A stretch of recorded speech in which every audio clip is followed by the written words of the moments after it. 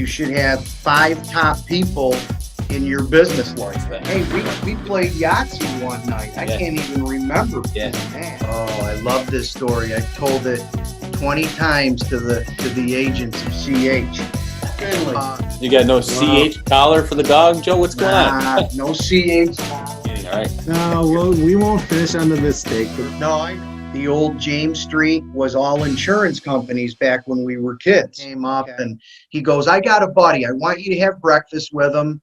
He's struggling in home and auto insurance and needs help. If you didn't become better as a CH employee, shame on 20 you. years before. Are you kidding me? Must be the hair. Oh, your team. How's everybody motivated and with all this that's going on? They're doing well? Oh, yeah, we're doing great. I mean, we got a great culture and a great team. I was saying, Mike, you know my dad, it's tough on old school. We need to get everybody in the office. You know, you had my dad looking like Roy Williams with the blue jacket for Carolina. I don't know how many years ago I met you, but it was through Syracuse Execs. There was a transition, I don't know how many years ago, where you just really took over as like the face of the organization, and it's been fun to watch. And I definitely want to talk about your dad. Oh yeah, he's the man. I did the business when we were kids. He was at an insurance company, so he didn't really get on this side of the business till the late 80s. And then I came into the picture in 96, did corporate America, and that's where I cut my teeth in sales and relationships. CH, is it Convertino and there's an H? Honest. No, it's Convertino and Heights House. There was an H back in the late 90s when we spun away from Remsco. I think we took 12 people and that formed CH, stayed at James Street, and then eventually moved to the Axe Tower. I came on this side of the business when I was 31. And then I landed at ADP Payroll in Oneida and Herkimer County was my territory. Was that your first job out of college? No, Copiers was for a year. And here's the phone book, go to town. What was your first job? Newer. Mowed lawns, odds and ends, would give a flyer out. I never forget the story. My dad got a new mower. Of course, you borrow the parents' mower. I had 8 lawns around me. Then it developed to a flyer where I was cutting bushes, sealing driveways, and I was organized with a chart, and then at night when we were kids, all you would do was play sports. So my first job was probably mowing lawns at age 12. I think one summer we probably had over 20 accounts. My first gig was mowing the lawns of a cemetery that was a mile and a half up the road, and we had like a 3-horse garden tractor, right? And there was no trailer for me. I couldn't drive. I was like 10 years old. I had to drive it up there at like 3 miles an hour, Half my day was taken just driving the damn thing up there, and then mow it for 4 hours and then drive back home. I made, all about $3 when I was done, but good start though. Then when you get into the 9th grade and 10th, you need to make some real money, son. Neighbor owned a plumbing company. I turned into a laborer for this guy. I died digging ditches, cutting copper underneath basements. It was like 7 a.m. to 5. That was 2 years. And then the college years was the Bellevue Country Club mowing greens. I was the Caddyshack guy. Oh, I loved it. I loved it.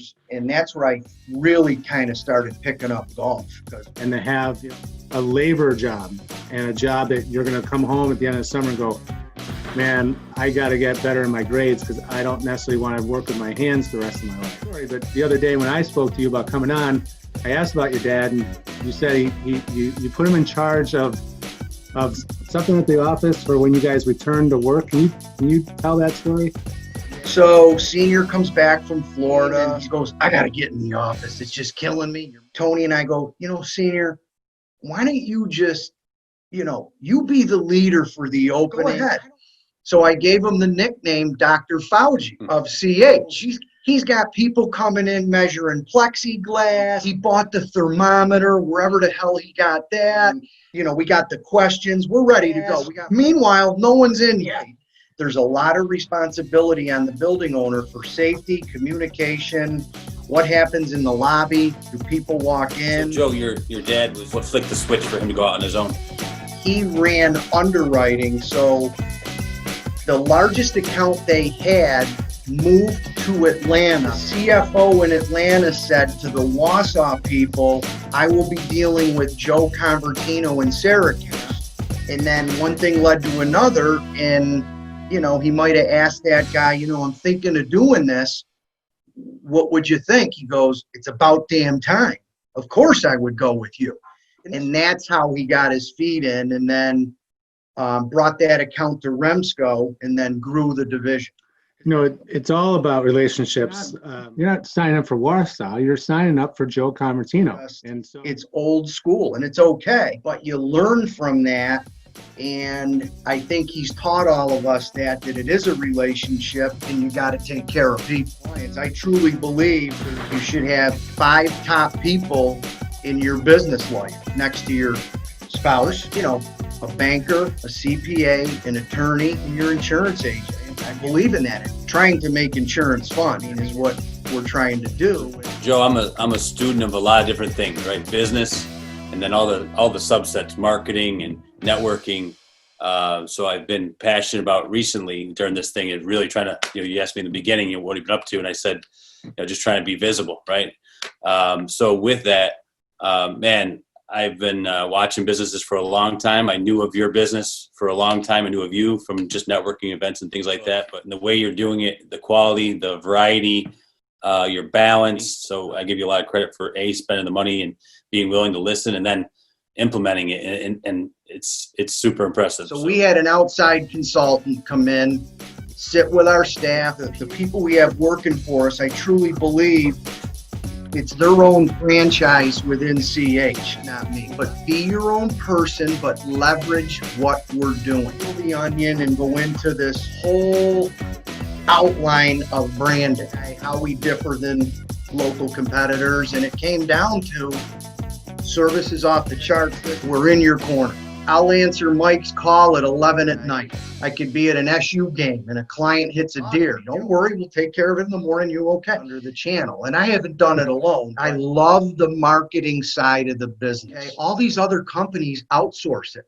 You need to have the leader running. We've got a lot of seasoned people, and we're a manage on the spot office. Another Joe Seniorism. We need to be there when things happen for a client. He would always say, we ultimately get to the same point. You and I down here just do it differently. We can't be where we are if it wasn't for our people. It's not just me and my dad. Serena, you got to have great people. I mean, you got to be different in anything we're marketing or selling to today. I learned from my clients, Angela Moonen, who, I got to give her a plug. Angela, Blue Eye Marketing is, I talk to her weekly on ideas. She helps me put it together. Any ad or any post is never about new business. So what's next, Joe? What's next? I feel good about helping and developing the team right now. I really like our culture, and I want that to continue this year. But we're involved, as you guys know, we have an association, the Big Eye of New York. It's in Syracuse. And I would think the Big Eye is a lot like Macne. I mean, they're offering just robust, in-depth overview information, just constantly supporting their association. Oh my God. Right. So if it's not Center State CEO, it's Macne, it's our association, it's the Business Journal. I mean, that's why our community is so great. It's so strong. I think that since we're a smaller market, thank God Central New York has a Macne. Thank God we've got, a regional economic team that's, so that was just my personality growing up. Yeah. You're still busting chops and getting your points, but it's just different. But we'll come back. It's going to come back. Yeah, you'll be stronger. You got more tools in your belt than you did coming into it, You do. Yeah. You do. That was a lesson. I was moving on to the next thing. So that was my mistake. You were selling and running. Yeah, you're doing the ADP style. That was old. This is a great story. We have the only deaf and hard of hearing agent in the U.S. In 2004, one of my larger clients was a interpreting service for the deaf community nationally. Finally had breakfast with him in 04, brought him in 05, blah, blah. So 2 years later, we became the selected program for the interpreter. So every interpreter you see in front of Ryan McMahon interpreting, they need professional liability and general liability. There's 40,000 of them across the country. So from that, it spun off to agencies, Rochester School for the Deaf, colleges, doing this. Remember, Gary can't drive and see somebody. He's been Zooming and FaceTiming people his whole life since technology took off. So we've just taken him to another level, and I'm proud of that, of where his business is gone.